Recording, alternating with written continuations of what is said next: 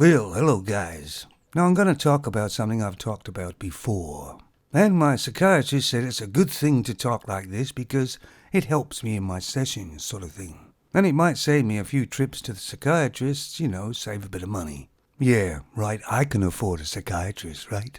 Do you ever notice it's always the rich people who have psychiatrists? It must be sort of a trendy thing like, oh, what psychiatrist do you have? Oh, I have Arthur down the road. Oh, he's good. He's very good. Game of tennis? Oh, yes, straight away. Let's play. Don't forget to bring the pims. Of course, I ain't going to tell you the statistics of femons under psychiatrists. There's lots of them. But that's another statistic we're supposed to ignore because it puts femons in a bad light. So something really weird and traumatic happens on planet Earth. All the males have gone. Every single one of them. There's only femons left. It could be some small meteorite hit the planet Earth, and some bacteria that just attacks the male gene or whatever wipes them all out in the air 2 days. Or maybe an alien ship comes along and goes, hey, those males are goddamn useful. We could use them on our planet. Not sure what those other things are. They look like clowns. I guess they must be entertainment for the males. But let's assume whatever it was, it happened quick.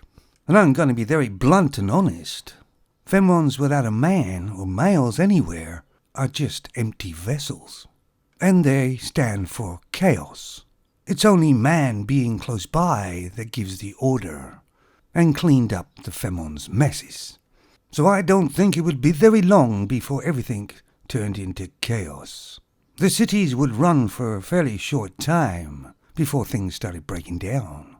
And of course, femons don't work as a team very well, do they? They don't get on with each other. That's because they're too damn selfish. And they would stab their femon friends in the back just to get something they wanted. Usually money or materialistic things. And nothing of any real value. There would be a lot of crying. That's the weapon the femons use to get sympathy generally from a male. Femons are supposed to be caring and emotional, but the other femons wouldn't care less. It would just be a noise to them. If you actually saw the survival programs that actually weren't taken off the air or dubbed in some way, you would see generally what would happen. You see, the general thing is that femons don't need no man. They can do things better than men. Of course, the reality is, every femon that says that has a man. And of course, unless the femons start breeding with some wild animals, and maybe get some form of a hybrid, or a low-bred, yeah, that's a word, they are doomed anyway, because nature has rules, even for femons. Of course, this is just my opinion, but in my mind, they wouldn't survive very long. And some other animal on the planet would rise up and take over. Because without really man, femons are weak and woke. And lots of people don't want to admit that, especially the femons. But nature doesn't play any sides. It doesn't virtual signal. So once again, like my other video, let's assume it's the other way round. Same scenario, but this time all the femons just disappear, gone. It's funny how the cities would still remain running. Men would keep them running as they always have done. Kind of reminds me of that day that femons all went on strike. Nobody noticed. There would be a lot of turmoil at first, of course. But males would organize. Things would still get built. Inventions would still happen. Progress, although different, will still maintain its headability. Yeah, that's a word, all right. Their biggest problem would be replacements. But man would find a way.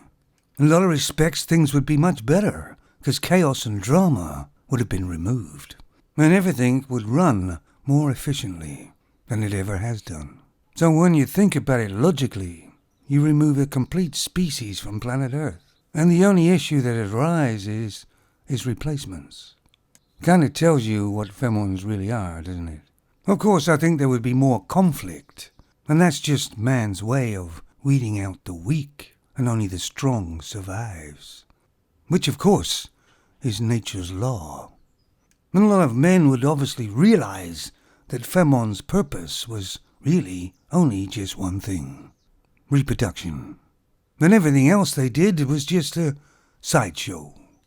You see, the thing is, if femons grasp their femininity again, and use their nurturing ability with bringing up their children as a mother, they could gain the respect again from males. But femons deny their purpose for being on planet Earth, and believe now they're far too good for that. And that's why they become a sideshow at best. Generally speaking, in today's world, positivity and femons don't go together. Some femons do one positive thing. They produce a child. But everything else in their life is just a negative. I don't know, to me, they cancel each other out. Most modern femons don't really want to have a baby until they're about 65. And then they don't want to look after it either. In a lot of ways, femons are already gone. But they are still here. Because we can still hear them. Moaning, whining, yelling. Femons are self-destructing themselves. And the only thing that's actually stopped them from complete destruction is males. And to be quite frank, they've already had enough. A lot of men won't deal with the problem child anymore. Males will have to become more selfish. Not like a femon, though. That's too much. Otherwise, he will be destroyed too. Because a man without a femon is a man. A femon without a man is just an empty vessel. Thank you for your time, guys. It's been very therapeutic. Nice word. Take it easy, fellas.